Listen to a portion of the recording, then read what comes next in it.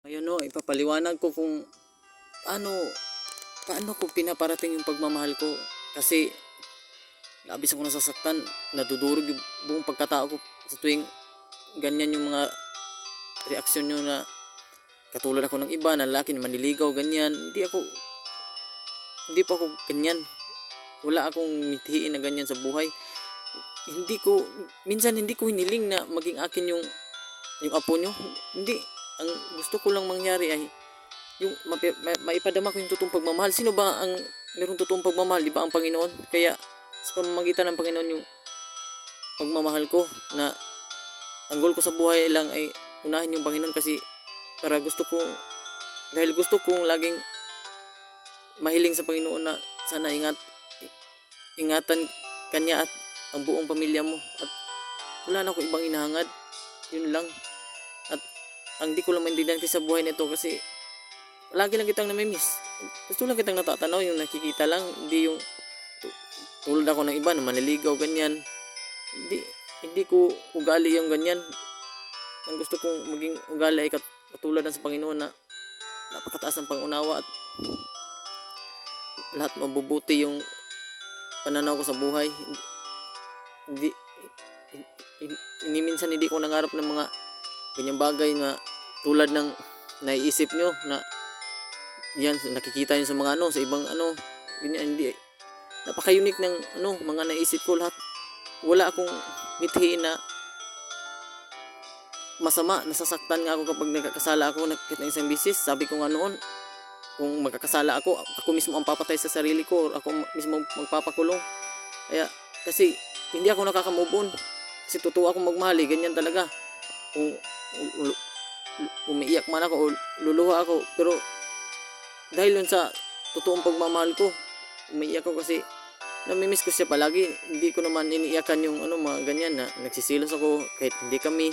Wala akong ganyang mitiin. Ang gusto ko lang ay parating yung buong pagmamahal ko sa pamamagitan ng Panginoon, kasi hindi naman natin alam kung kailan lang ang buhay natin eh. Kaya ang kayang magpatuloy at ang kayang gagawa ng ng magpapadama ng totoong pagmamahal, kundi walang iba ang Panginoon, kasi siya lang yung banal at totoo. Nasa kanya yung lahat ng katangian na pinapangarap ko. Wala sa akin, kasi hindi ako tulad ng iba na wala akong katulad, kasi nag-isa lang ako sa mundo nito. Hindi ko iniisip na kasi na parang ayaw niya naman akong pagbigyan ng kausap, kasi sabi niya mayroon doon magagalit pag kinausap ko siya. Kaya ito, paparating ko lang sa pamagitan ng video na to. Kaya sana maintindihan nyo, manawaan nyo ang ibig kong sabihin, kasi gulong-gulo na talaga ako. Di ako nakakatulog sa gabi, kasi para yung pakiramdam ko dati, yung pinakatakot ko kasi ito, kasi yun yung isang araw dumating na yung araw na alis na siya. Yun yung pinakatakot ko dati nung bata pa ako. Kaya parang isang trauma, kasi hindi ko na kukontrol yung sarili ko. Lagi ko siyang namimiss. Yun yung pakiramdam ko. Kaya tas duble na yung nararamdaman ko. Kaya naguguluhan na rin ako sa buhay na to. Kaya gusto kong sabihin, kasi gusto ko lang sabihin, hindi naman na manliligaw ako, ganyan. Wala akong hitiin na ganyan. Ang gusto ko lang, yun lang, masabi ko at paliwanag ko kung paano ako magmahal, para hindi kayo mag-isip ng kung ano-ano, kasi nadudurog yung buong pagkatao ko. At hindi naman ako ganyan, kasi gusto kong magawa yung kasi galing ko sa broken na pamilya. Gusto kong magawa ng tama yung paano ipapadama yung pagmamahal ko. Ayun yung naisip ko, kasi yun naman yung talaga yung tama eh. Kasi masasabi mo ba na buhay ka pa bukas, o baka isang araw wala na. Kaya sino magpapatuloy ng pagmamahal na buong puso, totoo? Hindi ang Panginoon lang. Siya lang ang kayang makagawa ng minimiti ko sa buhay. Kaya huwag niyo akong pag-isipan ng kung ano-ano, kung meron makayong naisip, kung sakali lang, kung meron. Kaya kasi wala akong ugaling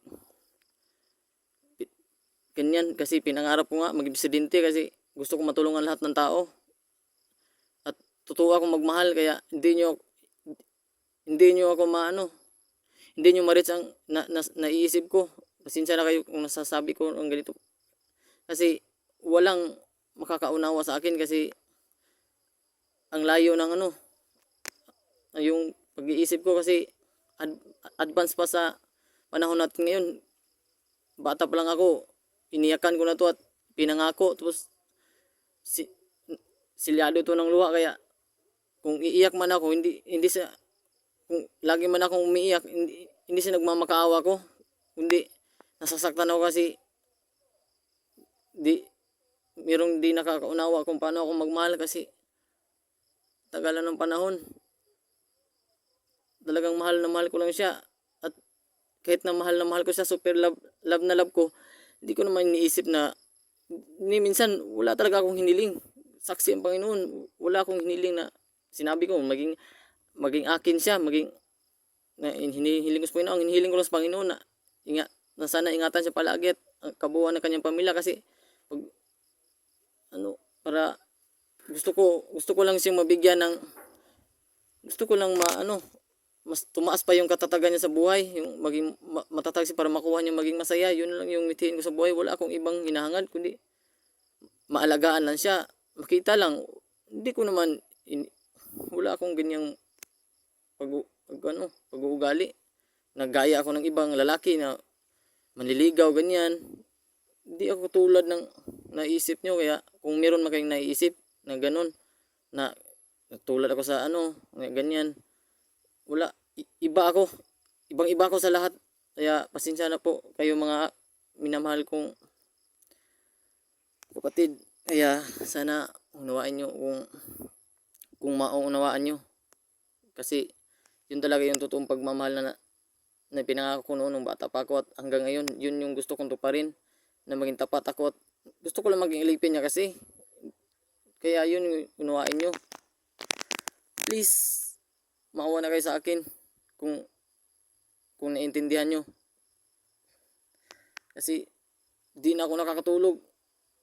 Iwan ko bakit, basta lagi ko siyang parang yung pagkabata, yung di mo makontrol yung mo, yung sarili mo na ganyan, yung grabe kang magmahal, yung parang di talaga napapaliwanag parang iwan ko lang, di ko rin ma-reach kung paano siya.